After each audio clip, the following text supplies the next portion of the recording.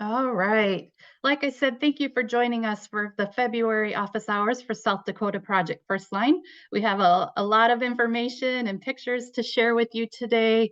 So it'll be a lot to absorb and some interesting things to look at when our guest speaker, Sherry Fast, joins us to share her great knowledge and information. Next slide. I am Jess Stinko. My background is healthcare administration. I'm a respiratory therapist and also certified in the long-term care for infection prevention. I am going to turn it over to my partner and let her introduce herself and take things away. Hello, I am Rebecca Syme. I'm a registered nurse. I have a varied background in different areas in healthcare.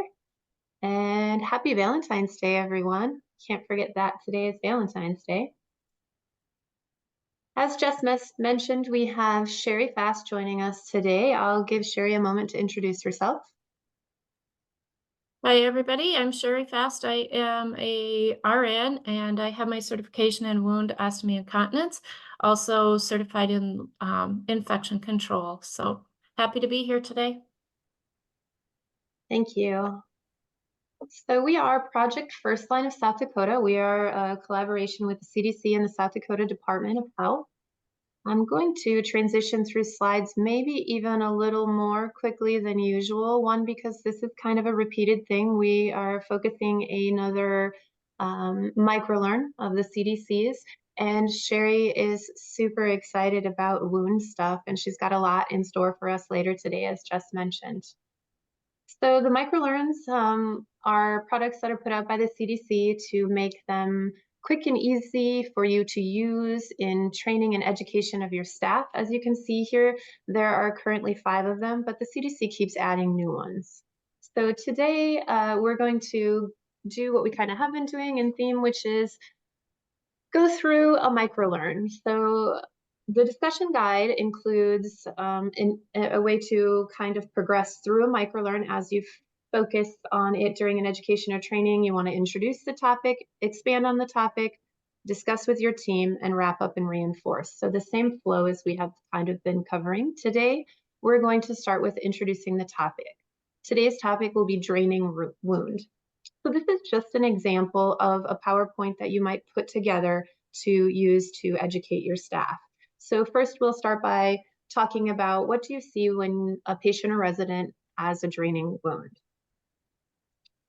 You might then continue by explaining that, as I have here, draining wounds can be caused by MRSA or group A strep, Klebsiella and VRE, HIV, hepatitis B, and hep C. And as you can see, I've expanded on each of those topics a little bit there, added some bright colors to this presentation. At any point in time, when you're using one of these microlearns, you want to open up for discussion and question and answer sessions. So sharing of information, maybe stuff that's specific to your facility, where you work, or things that are currently happening. So then you'll expand on the topic. When you see a draining wound, you might want to say, remember that draining wounds can be infectious, not to touch them, cover them, protect them, maybe rarely introduce that they should not be covered, and then to consult with the clinical team. So again, just a way to help your staff understand and know how to address a draining wound if they see one. Who to communicate that to on the care team. Maybe if it's one of your CNAs to come to the charge nurse.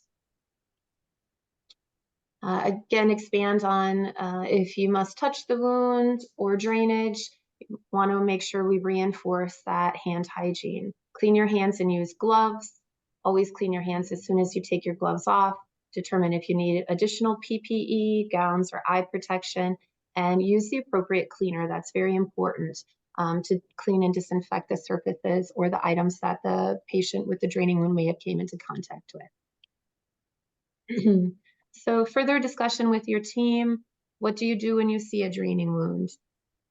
Do you worry that you might catch something? Kind of the same theme as we have been following. All of this opens up for that discussion that's so important.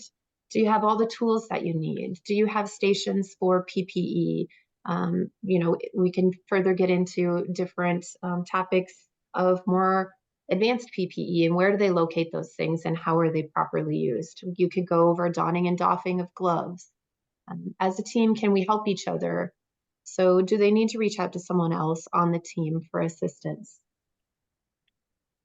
Then you want to wrap up and reinforce. Be on the lookout. Know that viruses spread quickly, kind of reinforcing all the slides we went over, decreasing the risk. What do you do? How do you do it? Where are the tools? It goes into your resources. And then knowing to work as a team, making sure to report the items that they need to, and have open discussions for how to properly proceed in handling that patient or resident's care. With that, that was really fast. I'm going to hand it over to Sherry. She's got some exciting stuff for us. Hi, everybody. Again, thank you for joining us today. As you can see on my first slide here, wounds are not pretty. So warning about the next few slides coming up. If you have a squeamish stomach, you may want to look away, but in reality, that's just what they are. They're wounds. So in full disclosure, these photos are mine. These are patients that I've worked with in the past. And definitely challenging wounds that we see in whatever setting you're from. So with that, when you do wound care, you need to know what you're looking at. You need to know what dressings do you need. You need to know the patient risk factors, their history, how mobile are they allergic to anything, and they might be allergic to tape. So you need to know that, and then you also need to know how to document. So wound care is an area of healthcare where you learn so much about taking care of patients. And before I got into wound care, I didn't really understand and didn't appreciate that as much as I do now. It's definitely an area of critical thinking all the time when you're doing wound care. So today we're going to talk about core principles of wound care and assessment. I'm going to show you some fun pictures. And so in the following slides, just bear with me here. Like I said, wounds aren't always pretty, but these legs that you see on your screen, they are fabulous. These are the most beautiful looking legs you've ever seen if you've worked with some complex wounds. So next slide.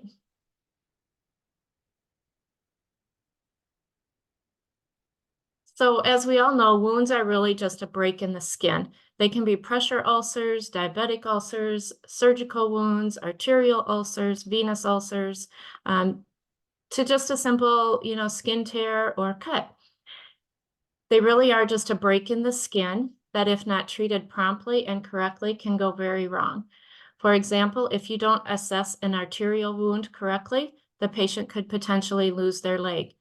Arterial wounds are usually drier and they do not need compression, whereas venous ulcers are typically very wet.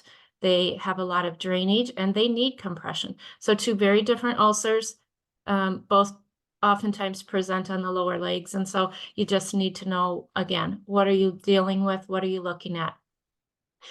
We don't have a lot of time to discuss any one wound in particular for today, so these are going to be just high-level overviews, and you can always email me with questions or concerns that you might have. So next slide. So wound care activities that involve healing, we can do a lot of different things, from dressing changes to irrigation. If you have a license to be able to do some sharp debridement, that's also an option. And then there's also wound vac managements, which are very popular in many settings. There are a couple measures that we can do to promote those healings of wounds, and we cannot forget the nutritional status for wounds. Hydration is key. Next. So maintaining skin integrity is critical to protecting the body against pathogens. If the skin is broken or open for whatever reason, a pathway exists for pathogens to move in, such as in staph or strep. There are many others as well, besides staph and strep, as Rebecca mentioned earlier. The presence of wounds can also provide a surface for biofilm and increase the patient for or the risk for colonization with an MDRO. Many patients are colonized with an MDRO and are asymptomatic, meaning they aren't showing signs of infection. But by being colonized, the risk of spreading those pathogens to others are increased, especially if you don't follow the proper procedures. So in this particular photo, this patient presented with what we call elephantitis. His legs were extremely heavy and very, very difficult to treat. Those skin folds were full of bacteria. He had Pseudomonas growing in there. He had yeast. He had just a bunch of biofilm. As you can see, it's very moist in those crevices. There is no way this gentleman was able to care for his other needs too, but definitely for his legs. I remember it took 2 nurses to hold up his legs and then for me just to clean them. So again, we see all kinds of wounds and very challenging ones at that. Next slide. So ways that pathogens spread to and from wounds. We know that we have a job to prevent those pathogens from spreading. And some of the ways that we can do that are, or that ways that pathogens spread are by not cleaning our hands properly and at the right time, not using the right PPE, improper use of medications and creams and ointments, not cleaning our equipment between patients correctly, and then not separating our dirty and clean supplies, and then protecting ourselves from splashes and sprays that are generated when we do procedures. That could be just cleaning the wound itself with your wound cleanser, or maybe it's irrigating a wound as well. So we know that wounds harbor germs. If I was to culture a wound, it would most likely grow something, no matter how clean it was. That's just the nature of the beast. So remember, to truly assess if someone has an infection, you need to review their clinical signs. Just because a wound is red does not mean it is infected. Just because it has a little bit of serous drainage doesn't mean it's infected. You have to know the stages that a wound goes through. And again, we don't have time to get into all of that today, but yeah, so just know that. Just because it's red, it might not be infected. Next slide. So I'm going to talk about briefly core practices during wound care. Hand hygiene is key. We want to make sure that we clean our hands using alcohol-based hand sanitizer before and after wound care. We should all know that alcohol-based hand sanitizer is the preferred way to wash our hands. We know there are instances when soap and water are recommended, but typically or alcohol-based hand sanitizer. So it's important to use that before and after wound care, after donning gloves, after doffing gloves, donning and doffing, excuse me, and then every time that gloves are changed. Gloves are not a substitute for hand hygiene, and I think we all know that. Now remember, if we may need to use transmission-based precautions. We may need to use enhanced barrier precautions if we are in the long-term care setting. So there are precautions that we really need to pay attention to. The other thing with hand hygiene and our hand sanitizers, make sure our dispensers are clean. Make sure that they have product in them, that it's not expired, that they're working. Make sure that staff is using that correctly, even when they do hand sanitizing. Do they have the right amount of solution in their hand? Do they rub their hands until it's dry? We oftentimes skip those little steps, so good reminders for your staff. Next slide. Another core practice in wound care is using and selecting the right PPE. I always try and teach people that PPE is for your protection as well. It is called personal protective equipment for a reason. Many people think it's all about protecting the patient and the resident, which it is, but it's also protecting us. So obviously we want to wear gloves during wound care. We want to change them from when going from dirty to clean task.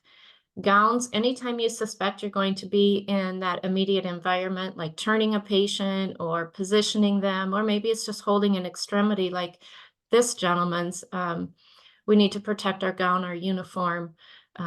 So very, very important to do that. It might be irrigating again, or spraying a solution like wound cleanser into those crevices. It might splash. So think about the sprays and some of those larger wounds that we deal with. And then do you need to wear eye protection? And remember that eyeglasses are not eye protection, so we need a shield on our face. Next slide. You can see how deep, go back once, Rebecca. You can see how deeply embedded that drainage is in those crevices. Really, he was a hard case. So next slide. Another core practices is cleaning and disinfection. So there are many times when we do wound care that we make a mess. The drainage drips, the chucks falls on the floor, we have a bloody dressing that falls. So how we take care of that environment when we are done doing it is also important. We want to make sure that we clean and disinfect the surfaces in that treatment area that have become contaminated. That might be the bed rail, it might be a handrail, the call light, the recliner. What about the floor? It's especially important in these situations to use our contact time correctly of our products. We want to make sure that that surface is cleaned well, and we have to make sure that we follow that contact time. So if our product says a 1-minute contact time, that surface needs to stay wet for that 1 minute. We actually, the other day, I was out doing an iCar and we timed cleaning a chair, and they had a 1-minute contact time on their solution, and their chair was dry in about 30 seconds. So it did not stay wet for the entire time. So just something to be aware of. The other thing with products, make sure that whatever product you're using has a kill claim against the pathogen that you're trying to eliminate.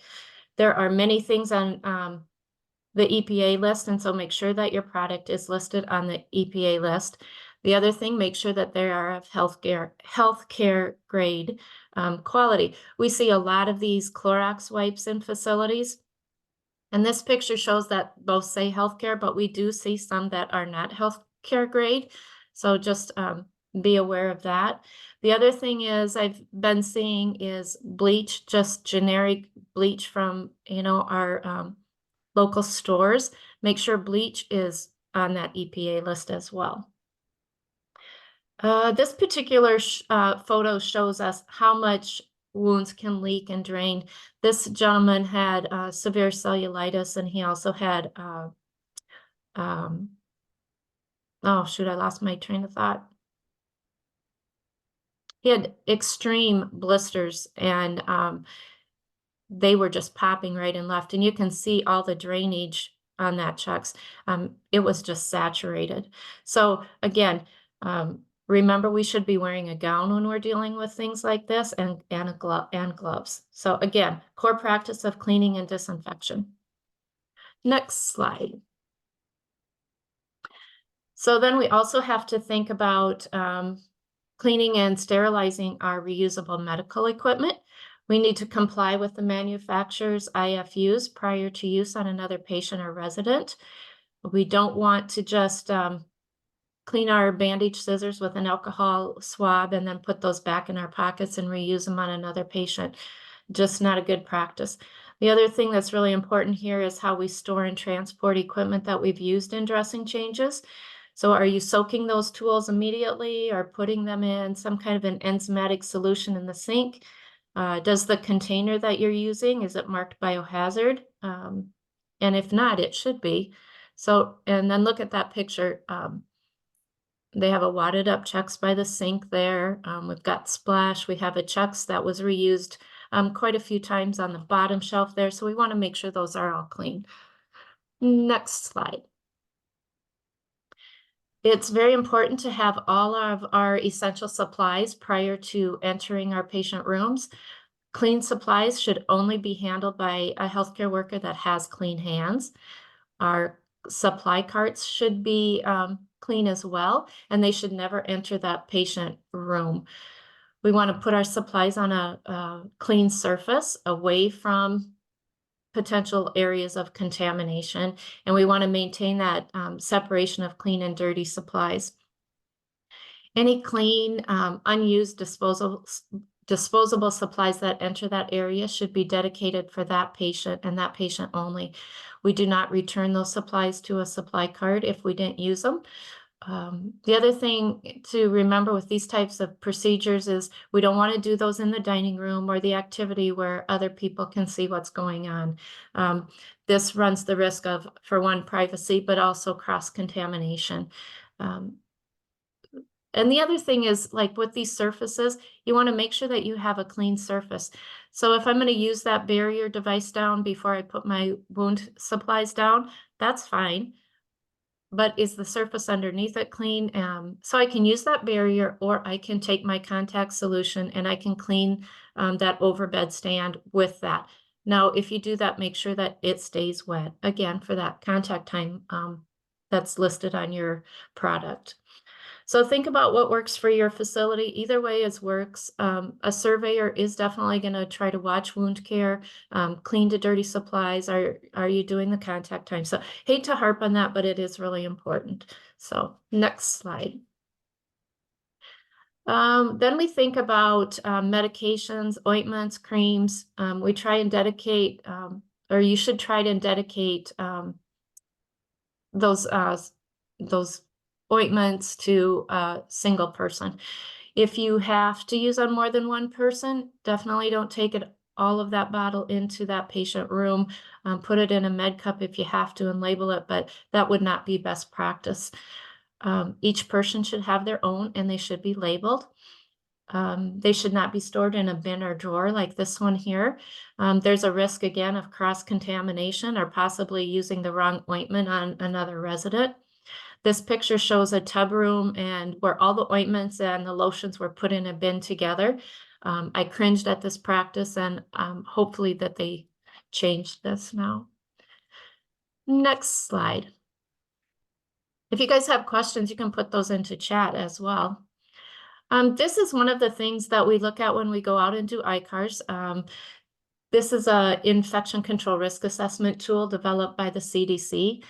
I put the link on the slide, so it has a lot of great information along with a couple other modules that go along with wound care. So that would be hand hygiene, transmission-based precautions, and environmental services. So really a great tool. I encourage you to check that out and use it. Next slide. So we just talked about the core practices for wound care, but we have to know what we're talking about as well. So I'm going to talk just a couple minutes on key assessment needs related to wound care. You have to know the location of your wound, and it's good practice to use medical terms when documenting. We want to try to use terms like medial, lateral, posterior, anterior instead of front to back, that kind of thing. Middle, I'd rather see you use the word medial instead of middle. So just some things like that. Our charting should be clear. It should be concise. Remember that it should paint a picture. It's also important to look at the position of your patient and how are they when you go in and assess them. And that goes for measuring as well, which we're going to talk about next. Next slide. So wound assessment and measurement. I like this picture because it really shows how to measure. So there are a lot of tools and resources out there for measuring. The biggest thing to remember is that you are consistent in what you use and how you measure. It's usually best to have the same couple of nurses do the measuring, and you always want to use a clock method. So 12 o'clock is always our head, 6 o'clock is always our feet. Length then would be head to toe. Width is that widest part of the wound. And then depth is how deep it is. So you want to, if you're measuring depth, which you should be, you want to put a Q-tip, a cotton tip applicator into that wound in the deepest part of the wound. Typically you mark that with your fingers and then put it up to a measuring stick. So those ones measuring devices that you see in the picture, they're just little stickies that you can measure the wound and then throw them away. Sherry, there is a question in there. Can wound creams or ointments be stored in a med cart drawer if each resident is separated by dividers and creams are labeled with resident name? I would think that would be fine.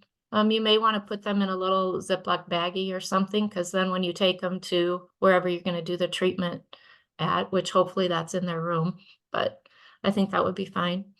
I agree on that. So always think about measuring, think about top to bottom. Think about that clock. 12 o'clock is my head. So when you chart, you can chart like at 3 o'clock p.m. to 9 o'clock is the width. That's how you would chart. Okay, you can go on to the next slide. Then we also have to know what we're looking at. So what does the wound look like? So when you look at this picture, I don't want anyone to be nauseated. However, I want you to look at, I have to know what I'm looking at. What picture is the prettiest to you?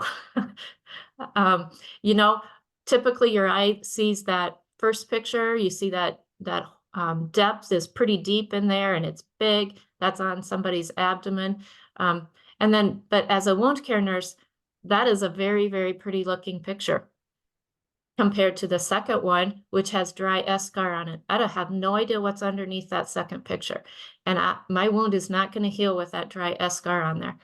So the first picture, yes, there are some challenges in there. Yes, it has a little bit of exudate in it.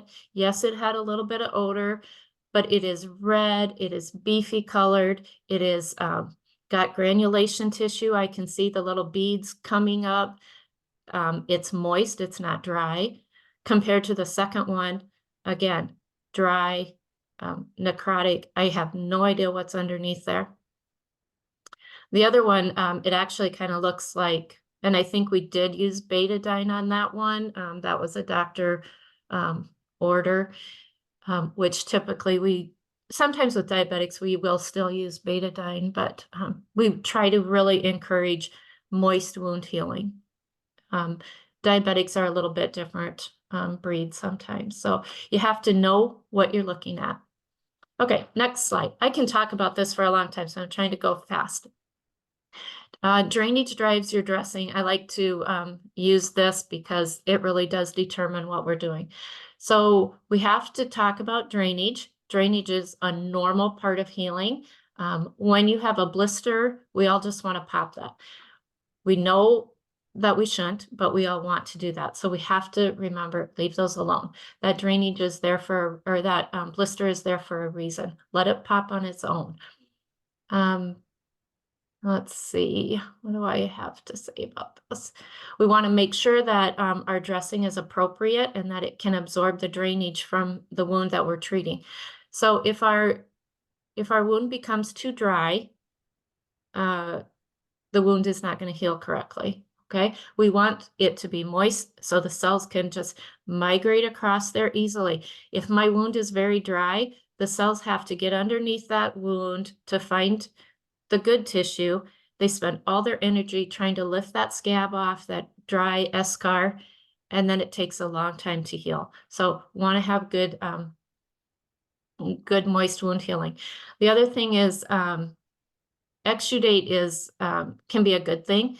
We have to know what we're charting. We have to know what we're seeing. So is it just a clear, thin fluid? That's probably okay. If it becomes green or yellow and very thick and pussy, probably not so much. We want to make sure that we're paying attention to that. Trying to think what else I want to say about that. The other thing is when you're charting, and I always tell people this, don't just chart what the person before you charted. They might not know what they're talking about. They might not know serous sanguinus from just serous. So know what you're talking about when you're charting. If you don't know, go look it up, find a chart. There's lots of charts that describe and have visual pictures there. So next slide. When assessing a wound, it's important to look at the surrounding skin. So in this picture, we immediately look at that wound and we say, oh my goodness, I'm glad that's not me. Yes, this wound has challenges, but I want you to look at the surrounding skin. It looks great. This shows that our drainage, our dressing is working. We have no peri-wound problems really going on here for as complex as this wound was. It looks great. Yeah, you can see this patient had a colostomy there. You can see those little indents on their belly. They had some retention sutures. Give you a little background on this one.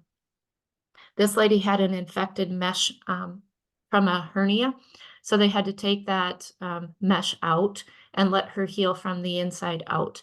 And she really healed up very nicely without many complications at all. It took a while because of the size, but yeah, those little indents that you see were retention sutures that we had in for a while just to try to allow some healing. If you look at the top of that wound, kind of above that colostomy bag there, you can see that nice, shiny, real thin layer. That means my cells are starting to grow in and healing is going to happen here. So yeah, still needs to get cleaned up, but certainly looking a lot better. We did have a wound vac on that one. So next slide. Getting to the end here, guys. Wound care is something that surveyors will try and watch, or at very least they're going to watch your documentation and try to see, is your wound healing? How are you charting? How are you measuring? Make sure that you have a place for dirty and clean equipment and that they aren't together. You need a clearly separated area. For example, used bandages should not be they should be immediately discarded and not put next to the clean ones. These pictures show some issues with wound vacs. Went into the dirty utility room and found this wound vac that had been discontinued about a week prior. Still had its canister, still had its tubing on. You can see the tubing laying on the cabinet there. So just make sure that those are disposed of properly. And then let's not keep our wound vacs on the floor. Where's one of the dirtiest places in our rooms is on our floor, especially in a healthcare environment. So let's not place them on the floor. Next slide. And healing does occur. So remember that first picture I showed you when I said those were beautiful looking legs? This is what about midway through our process, what we started with. He had wounds surrounding his entire legs, from his knees down on both legs. We had definitely some challenges with this gentleman. We just about had him healed up and he fell and it reopened them all back up again. And so this was about a 2-year process, putting Pro-4 wraps on him 3 times a week. Yeah, just to control the drainage. But we did eventually get him healed up, and those are just so beautiful. I love looking at those legs. I should have those framed by my desk. But my key takeaway is consistency. Know what you're dealing with. Get the right dressing, get the right treatment, and you can have good outcomes with wounds. Next slide. This is a younger gentleman that actually fell and he had a compartment syndrome. So they opened him up and you can see the drainage and stuff on that first photo. And after a few months of wound vacs and we got him healed up as well. So, and he still, every day on Nurses Day, he still sends me a card and thanks me for him not losing his leg just by being diligent in what we were doing. So healing does occur. Next slide. And then some of you, if you've been on our presentations before, you've seen this slide, and it's so important with infection control. Every action, every day, every time, it's critical and in the work that we do. So happy to take any questions. I went through it fast. I don't know where we are for time, but thank you for listening. All right. Thank you, Sherry, for joining us today. Does anybody have any questions? You certainly can come off of mute or place those in chat, and we'll wait just a moment to see if there's anything. Otherwise, we will wrap up our call for today. I do just want to jump in and add one thing. Coming up here the next month is cleaning week, so be on the lookout for promotion that we'll be doing for that. We have a lot of exciting things planned, opportunities to highlight your EVS teams, honor them by giving them certificates, those type of things. So just looking forward to that, and more information will be to come. Sherry or Rebecca, anything else before we head off for today? For me, that was great, Sherry. Thank you so much. Those pictures really are eye-opening, and I think working in healthcare in many different areas, we've probably seen some things like that too. Yeah, I could talk forever on wounds, and like when I was getting ready for this presentation, I haven't done direct care now for a little while, but I just love it. It's just so challenging. It really makes you think, and not just jump to conclusion. You have to think about all of the pieces of the puzzle. All right. Well, we will talk to you guys next month. We're looking at antibiotic use and diarrhea next month. So that will be our topic. We hope you can join us then. Thanks for joining today.